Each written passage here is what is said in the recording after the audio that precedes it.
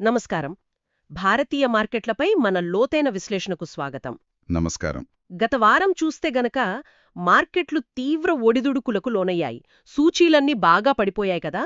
అవునండి, గట్టి ఎదురుదబ్బే తగిలింది మార్కెట్లకు. నిఫ్టీ 50 అయితే దాదాపు 2.4% నష్టపోయింది. 2.5% దగ్గర. అవుని, 24,654 దగ్గర ముగిసింది. సెన్సెక్స్ కూడా అంతే, సుమారు 2.5% పతనమై 80,426 దగ్గర ఆగింది. అంటే వరుసగా 6 రోజులు నష్టాలేనా? 6 సెషన్లు నష్టాల్లోనే ముగిశాయి. అసలు ఈ పతనానికి కారణాలేంటి అనేది ముందు చూద్దాం. తప్పకుండా. 6 రోజుల నష్టాలు అంటే నిజంగా సెంటిమెంట్ బాగా దెబ్బతిన్నట్లే. దీని వెనుక అంతర్జాతీయ కారణాలేనా ఎక్కువగా ఉన్నాయి? ప్రధానంగా అవే కనిపిస్తున్నాయి. ముఖ్యంగా అమెరికా నుంచి వచ్చిన 2 వార్తలు బాగా కుదిపేశాయి మార్కెట్లను. అవేంటి? ఒకటి, కొన్ని ఫార్మా ఉత్పత్తులు, ఇంకా హెవీ డ్యూటీ ట్రక్కులున్నాయి కదా, ఆ వాటిపై అమెరికా కొత్తగా సుంకాలు అంటే టారిఫ్లు విధించవచ్చు అనే ఒక భయం. ఓ రెండోది, H1B వీసా ఫీజులను బాగా పెంచేయాలనే ప్రతిపాదన. ఇది మన ఐటీకి పెద్ద దెబ్బ కదా. కరెక్ట్. ఈ రెండూ కూడా మన ఎగుమతులపై ఆధారపడిన కీలక రంగాలు. అంటే ఐటీ, ఫార్మా, వీటిపై చాలా గట్టి ప్రతికూల ప్రభావం చూపాయి. అంటే అమెరికాలో ఏ చిన్న మార్పొచ్చినా మన మార్కెట్లపై ఇంత త్వరగా, ఇంత తీవ్రంగా ప్రభావం పడుతుందన్నమాట. అవును. మరి ఈ వార్తల వల్ల పెట్టుబడుల ప్రవాహంలో ఏమైనా తేడా కనిపించిందా? ఎఫ్పిఐస్ ఎలా స్పందించారు? చాలా పెద్ద మార్పు కనిపించింది. ఈ వార్తల ఎఫెక్టుతో విదేశీ పోర్ట్ఫోలియో ఇన్వెస్టర్లు అంటే ఎఫ్టిఐస్, అవును, వాళ్లు భారీగా అమ్మకాలకు దిగారు. పోయిన వారం ఒక్కటే లెక్క చూస్తే సుమారు 19,570 కోట్ల రూపాయల విలువైన షేర్లను నికరంగా అమ్మేశారు. అబ్బా, దాదాపు 20,000 కోట్ల ఒక్క వారంలోనా? ఒక్క వారంలోనే. సెప్టెంబర్ నెల మొత్తం మీద ఇప్పటిదాకా చూస్తే దాదాపు 7,900 కోట్లు వెనక్కి తీసుకున్నారు. ఇది కేవలం ఈ వార్తల వల్లేనా, లేక గ్లోబల్గా ఏమైనా రిస్క్ తగ్గించుకుంటున్నారా? రెండూ అయ్యుండొచ్చు. అమెరికా వార్తలు తక్షణ కారణం కావచ్చు, కానీ ప్రపంచవ్యాప్తంగా పెట్టుబడిదారులు కొంచెం రిస్క్ తగ్గించుకుంటున్నారు అనే సంకేతం కూడా ఇందులో ఉంది బహుశా. మరి ఇంత పెద్ద మొత్తంలో అమ్మేస్తుంటే మన దేశీయ పెట్టుబడిదారులు, డిఐఎస్, వాళ్లేం చేశారు? ఆసక్తికరంగా వాళ్లు దీనికి భిన్నంగా స్పందించారు. మన డిఐఎస్ అంటే మ్యూచువల్ ఫండ్స్, ఇన్సూరెన్స్ కంపెనీలు. వాళ్లు గత వారం సుమారు 16,200 కోట్ల విలువైన షేర్లను నికరంగా కొన్నారు. మార్కెట్కు కొంత అండగా నిలిచారు. అంటే దాదాపు సమానంగా కొన్నారన్నమాట. అవును. అయినా కూడా ఎఫ్పిఐల అమ్మకాల ఒత్తిడి మరీ ఎక్కువగా ఉండటంతో మార్కెట్లు నిలబడలేకపోయాయి, పడిపోయాయి. దీనికి తోడు మార్కెట్ అస్థిరత సూచీ ఉంది కదా, ఇండియా విఏఎక్స్.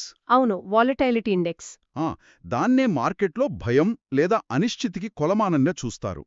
అది కూడా దాదాపు 6% పెరిగి 11.43కి చేరింది. అంటే భయం పెరిగిందనే కదా అర్థం? అవును, మార్కెట్లో ఆందోళన పెరిగిందని అది సూచిస్తుంది. అందరి చూపు ఇప్పుడు మన రిజర్వ్ బ్యాంక్ మీదే ఉంది కదా. ఖచ్చితంగా. అక్టోబర్ 1న ద్రవ్య విధాన కమిటీ అంటే ఎంపీసీ సమావేశ నిర్ణయాలు వస్తున్నాయి. ఇది చాలా కీలకం కాబోతోంది కదా. అవునండి, రాబోయే వారంలో ఇదే అత్యంత ముఖ్యమైన దేశీయ పరిణామం. మార్కెట్ చాలా ఆసక్తిగా ఎదురుచూస్తోంది దీనికోసం. ఎలాంటి నిర్ణయాలు ఆశించవచ్చు అంటారు? ఏమైనా అంచనాలున్నాయా? ప్రస్తుత ఆర్థిక పరిస్థితులు, ద్రవ్యోల్బణం, వృద్ధి అంచనాలు, వీటన్నిటి నేపథ్యంలో ఎంపీసీ ఏం చేస్తుందని దానిపై కొన్ని అంచనాలున్నాయి. ప్రధానంగా 3 దృశ్యాలు లేదా సినారియాలు పరిశీలిస్తున్నారు. అవేమిటో కొంచెం వివరంగా చెప్తారా? దేనికి ఎక్కువ అవకాశం ఉంది? మొదటిది, దీనికే ఎక్కువ సంభావ్యత అంటున్నారు. దాదాపు 65% అవకాశముంది. ఓకే. దీని ప్రకారం ఆర్బీఐ రెపో రేటును మార్చకపోవచ్చు. ప్రస్తుతం 5.50% దగ్గర ఉంది కదా. అవును. దాన్ని అలాగే ఉంచి తటస్థ వైఖరిని కొనసాగించవచ్చు. తటస్థ వైఖరి అంటే? అంటే ప్రస్తుతానికి రేట్లు పెంచే ఉద్దేశం లేదు, అలాగని తగ్గించే ఆలోచన కూడా వెంటనే లేదన్నమాట. ద్రవ్యోల్బణం ఇంకా పూర్తిగా అదుపులోకి రాలేదు, వృద్ధి అంచనాలపై ఇంకాస్త స్పష్టత రావాలి అని భావించి వేచిచూసే ధోరణి అవలంబించవచ్చు. సరే, ఒకవేళ ఆర్బీఐ రేట్లు మార్చకపోతే మార్కెట్ ఎలా రియాక్ట్ అవ్వచ్చు? మార్కెట్ దీన్ని కొంతవరకు ముందే డిస్కౌంట్ చేసుండొచ్చు. అయినా కూడా ప్రభుత్వం వైపు నుంచి లేదా ఆర్బీఐ నుంచి ఆర్థిక వ్యవస్థకు ఏదైనా పెద్ద ఊతమిచ్చే ప్రకటనలు రాకపోతే ఈక్విటీ మార్కెట్లపై స్వల్పకాలికంగా కొంచెం ప్రతికూల ప్రభావం ఉండొచ్చు. అంటే ఇంకా స్టిమ్యులస్ కావాలని మార్కెట్ ఆశిస్తోందా? బహుశా పెట్టుబడిదారులు మరిన్ని ఉద్దీపన చర్యలను ఆశించి ఉంటే రేట్లు మార్చకపోవటం కొంచెం నిరాశపరచవచ్చు. ఇంకో విషయం, రూపాయి మారకం విలువపై ఒత్తిడి పెరగొచ్చు. ఓహ్, డాలర్తో పోలిస్తే అవును, డాలర్తో పోలిస్తే 90 స్థాయి వైపు కూడా వెళ్లే అవకాశం లేకపోలేదు. 90 వరకా? సరే, ఇది మొదటి సినారియో. ఇక రెండోది? ఇక రెండో దృశ్యం, దీనికి ఒక మోస్తరు సంభావ్యత ఉంది. దాదాపు 30% అనుకోవచ్చు. ఓకే. దీని ప్రకారం ఆర్బీఐ 25 బేసిస్ పాయింట్ల రెపో రేటు కోతను ప్రకటించవచ్చు. అంటే 0.25% తగ్గింపు. ఆ, తగ్గించే అవకాశం కూడా ఉందా? ఎందుకు తగ్గించొచ్చు అంటారు? 2 కారణాలుండొచ్చు. ఒకటి, రాబోయే ఆర్థిక సంవత్సరంలో అంటే FY26లో ద్రవ్యోల్బణం 4% లక్ష్యం కంటే తక్కువగానే ఉంటుందని ఎంపీసీ గట్టిగా నమ్మితే, లేదా ఈ మధ్య వచ్చిన అమెరికా టారిఫ్ల బెదిరింపుల వల్ల మన వృద్ధికి దెబ్బ తగలకుండా చూసుకోవాలని అనుకుంటే ఈ కోత నిర్ణయం తీసుకోవచ్చు. ఇది ఆసక్తికరంగా ఉంది. ఒకవేళ రేట్లు తగ్గిస్తే అది మార్కెట్కు మంచిదే కదా సాధారణంగా. మరి దీని ప్రభావం ఎలా ఉంటుంది? అవును, రేట్ల కోత మామూలుగా అయితే బ్యాంకులు, రియల్ ఎస్టేట్, ఆటోమొబైల్స్ ఇలా వడ్డీ రేట్లపై ఆధారపడే రంగాలకు మంచిది. స్వల్పకాలికంగా వాటి షేర్లు పెరగొచ్చు. అయితే ఏదో చిక్కుందన్నట్టు చెప్తున్నారు. అయితే ఇక్కడో చిన్న చిక్కుంది. విదేశీ పెట్టుబడిదారులు, ఎఫ్పిఐలు దీన్ని ఎలా చూస్తారనేది ముఖ్యం. వాళ్ల కోణం వేరే ఉంటుందా? ఉండొచ్చు.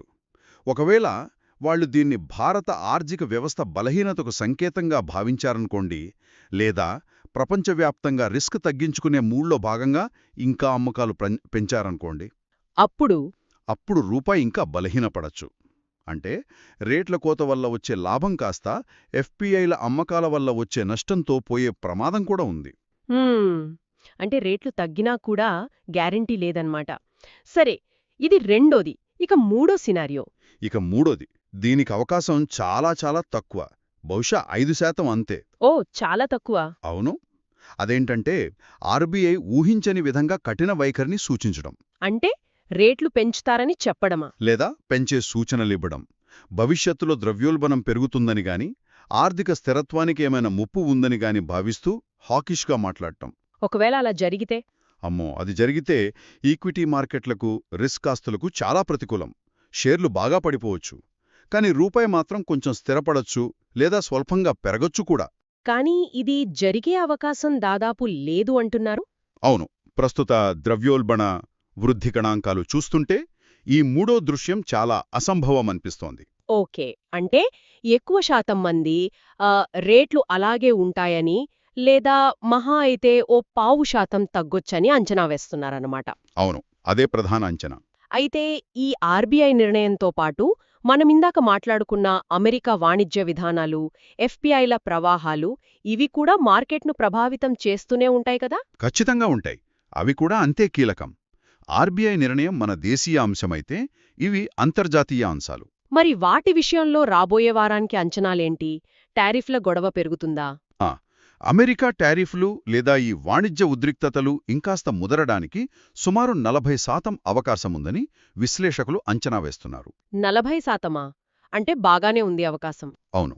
అదే గనక జరిగితే మనం ముందే అనుకున్నట్టు ఫార్మా, ఐటీ, టెక్స్టైల్స్, రత్నాలు అండ్ ఆభరణాలు, ఈ ఎగుమతి ఆధారిత రంగాలపై ఒత్తిడి కొనసాగుతుంది. దానివల్ల జీడీపీ మీద కూడా ప్రభావం ఉంటుందా? కొన్ని అంచనాల ప్రకారం దీనివల్ల మన జీడీపీ వృద్ధి 4వ త్రైమాసికంలో అంటే Q4లో 0.5% నుంచి 0.8% వరకు తగ్గొచ్చని అంటున్నారు. అయ్యో! ఈ పరిస్థితి ఇలాగే ఉంటే రూపాయి మీద కూడా ఒత్తిడి పెరిగి 88 నుంచి 90 మధ్యకు పడిపోయే ప్రమాదం కూడా ఉంది. అది నిజంగా ఆందోళన కలిగించే విషయమే. మరి ఎఫ్పిఐల అమ్మకాల సంగతి, అవి కొనసాగుతాయా? ఇందాక డిఐఐల కొనుగోళ్లు కొంచెం ఆపగలిగాయని అన్నారు కదా. ఎఫ్పిఐల నిధుల ఉపసంహరణలు కొనసాగడానికి లేదా ఇంకాస్త వేగం పుంజుకోవడానికి కూడా 50% అవకాశముందని అంచనా. అంటే సగం సగం ఛాన్స్ ఉందన్నమాట. అవి ఆగడానికైనా పెరగడానికైనా? ఆగడానికి కాదు, కొనసాగడానికి లేదా పెరగడానికి 50% ఛాన్స్. ప్రపంచవ్యాప్తంగా రిస్క్ తగ్గించుకునే ధోరణి, అమెరికా టారిఫ్ల భయాలు, ఇవన్నీ కారణాలు. సరే, మన డిఐఏల కొనుగోళ్లు మార్కెట్కు కొంత సపోర్ట్ ఇస్తున్న మాట వాస్తవమే అయినా ఎఫ్పిఐల అమ్మకాల ఉధృతి బలంగా ఉంటే దాన్ని పూర్తిగా ఆపలేకపోవచ్చు. దానివల్ల మార్కెట్లో వొలటాలిటీ పెరుగుతుందా? ఖచ్చితంగా. ఈ పరిస్థితి మార్కెట్లో అస్థిరతను ఇంకా పెంచుతుంది. నిఫ్టీ, సెన్సెక్స్లలో పతనం కొనసాగవచ్చు. ముఖ్యంగా మిడ్ క్యాప్, స్మాల్ క్యాప్ షేర్లలో అమ్మకాల ఒత్తిడి ఎక్కువగా ఉండొచ్చు. ఇండికా విఐఎక్స్ కూడా పెరుగుతుందా? పెరిగే అవకాశం ఉంది. ఓ, అంటే ఒకవైపు ఆర్బీఐ నిర్ణయం కోసం టెన్షన్, మరోవైపు ఈ గ్లోబల్ టెన్షన్స్. మార్కెట్ పరిస్థితి చాలా కాంప్లెక్స్గానే ఉంది. మరి ఈ నేపథ్యంలో టెక్నికల్గా ఎలా ఉంది మార్కెటు? ముఖ్యమైన లెవెల్స్ ఏంటి? టెక్నికల్గా చూస్తే మార్కెట్ బలహీనంగానే ఉంది. నిఫ్టీ తన ముఖ్యమైన short term, medium term moving యావరేజ్ల కిందే ట్రేడ్ అవుతోంది. సరే, రాబోయే వారానికి కీలక స్థాయిలేంటి నిఫ్టీకి? నిఫ్టీకి తక్షణ మద్దతు అంటే ఇమ్మీడియట్ సపోర్ట్ 24,520 దగ్గర ఉంది. కానీ అసలు కీలకమైన మద్దతు 24,400 దగ్గర ఉంది. 24,400 ఎందుకంత కీలకమది? ఎందుకంటే అది మార్కెట్ దీర్ఘకాలిక ఆరోగ్యానికి సూచికగా భావించే 200 రోజుల ఈఎంఏ అంటే ఎక్స్పోనెన్షియల్ మూవింగ్ యావరేజ్ కి చాలా దగ్గరగా ఉంది. ఓకే. ఒకవేళ నిఫ్టీ ఈ 24,400 స్థాయిని నిలబెట్టుకోలేకపోయింది అనుకోండి, అప్పుడు పతనం ఇంకా వేగవంతం కావచ్చు. 24,180 స్థాయి వరకు కూడా వెళ్లే ప్రమాదముంది. అబ్బో, మరి పైకి వెళ్తే రెసిస్టెన్స్ ఎక్కడుంది? పైకి వెళ్తే 24,750 నుంచి 25,000 వరకు బలమైన నిరోధం అంటే రెసిస్టెన్స్ ఉంది. ఆ జోన్ను దాటడం అంత సులువు కాదు ప్రస్తుతానికి. సరే, మరి సెన్సెక్స్కి, బ్యాంక్ నిఫ్టీకి? సెన్సెక్స్కి కీలక మద్దతు 80,000 స్థాయి, రెసిస్టెన్స్ 81,000 దగ్గరుంది. బ్యాంక్ నిఫ్టీకొస్తే 54,000 దగ్గర సపోర్ట్ ఉంది. దాని 200 రోజుల ఈఎంఏ కూడా అక్కడే సుమారు 53,784 దగ్గరుంది. రెసిస్టెన్స్ 54,700, ఆ పైన 55,500 దగ్గరుంది. ఈ లెవెల్స్ బట్టి చూస్తే రాబోయే వారం మార్కెట్ రేంజ్ ఎలా ఉండొచ్చని మీ అంచనా? ప్రాబబిలిటీస్ ఏమైనా ఉన్నాయా? సంభావ్యతలను బట్టి చూస్తే నిఫ్టీ ఎక్కువ అవకాశం అంటే సుమారు 65% ప్రాబబిలిటీ 24,400, 24,900 మధ్యలోనే కదలాడవచ్చు. అంటే ఆ రేంజ్లోనే తిరగొచ్చా? అవును, చాలా వరకు ఆ పరిధిలోనే ట్రేడ్ అయ్యే ఛాన్స్ ఉంది. అయితే ఏదైనా నెగటివ్ న్యూస్ వస్తే 24,400 బ్రేక్ అయి 24,180 వైపు వెళ్లేందుకు కూడా 25% అవకాశం ఉంది. మరి పైకి వెళ్లే ఛాన్స్? ఏదైనా చాలా పాజిటివ్ వస్తే తప్ప 24,900, 25,000 జోన్ను బలంగా దాటి పైకెళ్లే అవకాశం ప్రస్తుతానికి తక్కువే. ఓ 10% అనుకోవచ్చు. ఓకే. సెన్సెక్స్ సంగతి? సెన్సెక్స్ కూడా దాదాపు అలాగే 80,000, 80,900 పరిధిలో ట్రేడ్ అవ్వచ్చు. 60% సంభావ్యత. 80,000 స్థాయిని మళ్లీ టెస్ట్ చేసే అవకాశం ఎక్కువగా ఉంది.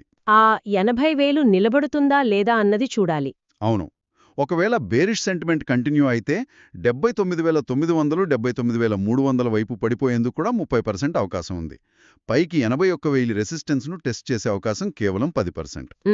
అంటే టెక్నికల్స్, ప్రాబబిలిటీస్ రెండూ కూడా మార్కెట్ ఇంకా ఒత్తిడిలోనే ఉందని, పెరిగినప్పుడు అమ్మే ధోరణి, అదే సెల్ ఆన్ రైజ్ వ్యూహం కొనసాగవచ్చని సూచిస్తున్నాయి కదూ? అవును, ప్రస్తుతానికి చాలామంది విశ్లేషకుల అభిప్రాయం అదే. అయితే ఇదే కాదు, రాబోయే వారంలో మరికొన్ని అంశాలను కూడా మనం గమనిస్తూ ఉండాలి. వాటి ప్రభావం కూడా ఉంటుంది. అవేంటి? ఇవి కాకుండా ఇంకేమైనా ఉన్నాయా? పెట్టుబడిదారులు వేటిపై దృష్టి పెట్టాలి? ప్రధానంగా 3 రకాలుగా చెప్పుకోవచ్చు. ఒకటి, కార్పొరేట్ వార్తలు. కంపెనీలకు సంబంధించిన వార్తలా? అవును, కొన్ని ముఖ్యమైన కార్పొరేట్ చర్యలు ఉన్నాయి వచ్చే వారం. ఉదాహరణకి పాషక్ లిమిటెడ్ అనే కంపెనీ అక్టోబర్ 3న బోనస్ షేర్లు 3:1 రేషియోలో ఇస్తోంది. అలాగే స్టాక్ స్ప్లిట్ ముఖ విలువ 10 రూపాయల నుంచి 5 రూపాయలకి కూడా చేస్తోంది. ఓ, బోనస్ స్ప్లిట్ రెండునా? అవును. అలాగే అక్టోబర్ 6న టాటా క్యాపిటల్ ఐపీఓ కూడా మొదలవుతోంది. అది కూడా మార్కెట్ నుంచి కొంత లిక్విడిటీ అంటే డబ్బును లాగే అవకాశం ఉంది. నిజమే, పెద్ద ఐపీఓ కదా? ఇవి ఆయా స్టాక్స్ మీద, మొత్తం మార్కెట్ లిక్విడిటీ మీద ప్రభావం చూపుతాయి. అన్నిటికన్నా ముఖ్యంగా అక్టోబర్ 1, 2వ వారంలో మన పెద్ద ఐటీ కంపెనీలు టీసీఎస్, హెచ్సిఎల్ టెక్, ఇన్ఫోసిస్ వాళ్ళ రిజల్ట్స్ వస్తాయి కదా Q2వి? అవును, 2వ త్రైమాసిక ఫలితాలు ప్రకటిస్తాయి. ఈ హెచ్బి వీసా టారిఫుల ప్రభావం గురించి, డిమాండ్ పరిస్థితి ఎలా ఉంది, లాభాల మార్జిన్లు ఎలా ఉన్నాయి అనే దానిపై వాళ్ల యాజమాన్యాలు ఏం చెప్తాయనేది మొత్తం ఐటీ రంగానికి, మార్కెట్ సెంటిమెంటుకు చాలా కీలకం. కరెక్ట్. వాళ్ల కామెంట్స్ కోసం అందరూ చూస్తారు. రెండో అంశమేంటి? రెండోది ఆర్థిక డేటా విడుదలలు అంటే ఎకనామిక్ డేటా. మన దేశానివా, గ్లోబల్వా? రెండూ ముఖ్యమే. మన దేశీయంగా చూస్తే సెప్టెంబర్ నెలకు సంబంధించిన మ్యానుఫ్యాక్చరింగ్ PMI అంటే ఉత్పత్తి రంగ సూచి, జీఎస్టీ వసూళ్లు, ఆటో అమ్మకాల గణాంకాలు ఇవన్నీ వస్తాయి. ఇవి మన ఎకానమీ ఎలా ఉందో చెప్తాయి. అంతర్జాతీయంగా అమెరికా నుంచి వచ్చే కీలకమైన ఉద్యోగ గణాంకాలు NFP అంటారు కదా, అలాగే అక్కడ తయారీ, సేవా రంగాల PMI డేటా, వినియోగదారుల విశ్వాసం ఇవన్నీ విడుదలవుతాయి. ఇవి గ్లోబల్ మార్కెట్లను FPIల మూడ్ను ప్రభావితం చేస్తాయి కదా? ఖచ్చితంగా. వాటి ప్రభావం మన మార్కెట్ల మీద కూడా ఉంటుంది. సరే, ఇక మూడో అంశం. మూడోది ఇతర సంఘటనలు. అందులో ముఖ్యమైనది గురువారం జరిగే నెలవారీ ఫ్యూచర్స్ అండ్ ఆప్షన్స్ F&O కాంట్రాక్ట్లు గడువు ముడింపు అంటే ఎక్స్పైరీ. అవును, ఎక్స్పైరీ రోజు వాలటాలిటీ ఎక్కువ ఉంటుంది కదా? అవును, సాధారణంగా ఆ రోజు మార్కెట్లో అస్థిరత ఎక్కువగా ఉంటుంది. అలాగే అక్టోబర్ 3న కౌటిల్య ఎకనామిక్ కాన్క్లేవ్ అని ఒకటి జరుగుతోంది. అక్కడ ఆర్థిక విధానాలపై ఏమైనా ముఖ్యమైన వ్యాఖ్యలొస్తేమో చూడాలి. ఓ, నిజంగా రాబోయే వారం చాలా సంఘటనలతో నిండి ఉంది. ఒక పక్క RBI పాలసీ, మరో పక్క అమెరికా వాణిజ్య పరిణామాలు, FPI ప్రవాహాలు, ఈ technical levels, corporate results season మొదలవ్వడం, ఎకనామిక్ డేటా, ఎక్స్పైరీ. హబ్బో! అవునండి. అంటే ఇవన్నీ కలిసి మార్కెట్ దిశను నిర్ణయిస్తాయి. పెట్టుబడిదారులకు ఇది చాలా చాలా అప్రమత్తంగా ఉండాల్సిన సమయమన్నమాట. ఖచ్చితంగా. మార్కెట్ ప్రస్తుతం చాలా సున్నితమైన కీలకమైన దశలో ఉంది. ముఖ్యమైన మద్దతు స్థాయిలేవైతే ఉన్నాయో, నిఫ్టీకి 24,400, సెన్సెక్స్కు 80,000, వాటిని చాలా నిశితంగా గమనించాలి. ఆ లెవెల్స్ నిలబడితే కొంత పర్లేదా? ఆ స్థాయిలు నిలబడితే మార్కెట్కు కొంత ఊరట లభించవచ్చు. ఒకవేళ అవి బ్రేక్ అయితే మాత్రం పతనం ఇంకాస్త తీవ్రమయ్యే అవకాశం ఉంది. అందువల్ల రిస్క్ను జాగ్రత్తగా మేనేజ్ చేసుకోవాలి. ఆచితూచి వ్యవహరించడం ఇప్పుడు చాలా ముఖ్యం. అర్థమైంది. ముగించే ముందు శ్రోతల కోసం ఒక ఆలోచన రేకెత్తించే ప్రశ్న వేద్దామా? తప్పకుండా. మనం ఇందాక చర్చించుకున్నాం గదా, ఒకవైపు విదేశీ సంస్థాగత పెట్టుబడిదారులు అంటే FPIలు భారీగా అమ్ముతుంటే, మరోవైపు మన దేశీయ సంస్థాగత పెట్టుబడిదారులు DIIలు ముఖ్యంగా మ్యూచువల్ ఫండ్స్ ద్వారా అంతే దీటుగా కొంటూ మార్కెట్కు అండగా నిలుస్తున్నారు. అవును, ఇది ఆసక్తికరమైన పరిణామం. ఇది కేవలం ఒక తాత్కాలిక ట్రెండ్ అంటారా? లేక భారతీయ మార్కెట్ యాజమాన్య స్వరూపంలో అంటే ఓనర్షిప్ స్ట్రక్చర్లో ఏదైనా దీర్ఘకాలిక మార్పు వస్తోందనడానికి ఇది సంకేతమా? అంటే విదేశీ ప్రవాహాలపై మన మార్కెట్ ఆధారపడటం కొంచెం తగ్గి మన అంతర్గత బలం, రెసిలియన్స్ పెరుగుతోందా? ఇది చాలా మంచి ప్రశ్న. దీని గురించి ఆలోచించాలి. అవును, దీని గురించి ఆలోచించండి. వచ్చే వారం మరో ఆసక్తికరమైన విశ్లేషణతో మళ్ళీ కలుద్దాం. తప్పకుండా. నమస్కారం. నమస్కారం.